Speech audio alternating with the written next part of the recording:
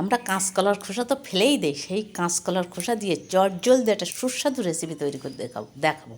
মাছ মাংস থুয়ে আপনার এই রেসিপি এই কাঁচকলার খোসা দিয়ে বাটা বা ভর্তা করে খেতে খুব ভালো লাগবে। কাঁচকলার খোসাগুলো প্রথমে কুচিয়ে একটু ভাপ দিয়ে নিলাম। এইবার সর্ষে, কাঁচা লঙ্কা, একটু গোলমরিচ বা কলার খোসাগুলো দিয়ে আমি ভাপ দেওয়া কলার খোসা বেটে নেবো। এগুলোকে বাটা করে নেওয়ার পরে এগুলো বেটে নিয়েছি। আপনাদের রেসিপিটা যদি ভালো লাগে লাইক করে দেবেন অবশ্যই একটা। কেমন হয়েছে খেতে কমেন্টে অবশ্যই জানাবেন, একদিন তৈরি করে খেয়ে দেখবেন, অনুরোধ রইল আপনাদের।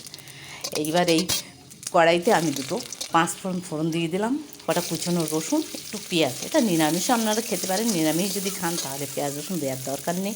এখানে দুটো চিংড়ি মাছ দিলেও খেতে ভালো লাগে, আর চিংড়ি মাছ ছিল না তাই আমি এইভাবেই করে নিলাম।